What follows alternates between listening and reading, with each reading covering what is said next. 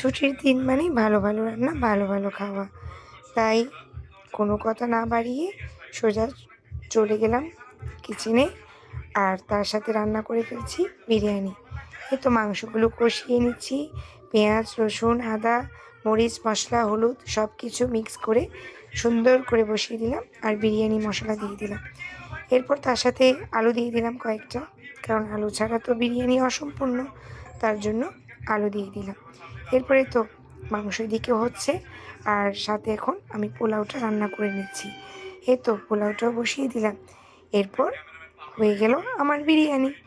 তারপর আর কোনো কথা না বাড়িয়ে ফ্যামিলির সবার সাথে বসিয়ে পড়লাম বিরিয়ানি খেতে, কারণ ছুটির দিন মানেই আমাদের ঘরে বিরিয়ানি ছাড়া কোনো কথাই চলে না, কারণ সবার পছন্দ, আর সবার পছন্দ মানেই আমার পছন্দ। এই তো বিরিয়ানিটা খেতে কিন্তু বেশ দারুণ হয়েছে। এই তো কোনো কথা না বেরিয়ে একদম খেয়ে নিলাম। ভালো থাকবেন সবাই।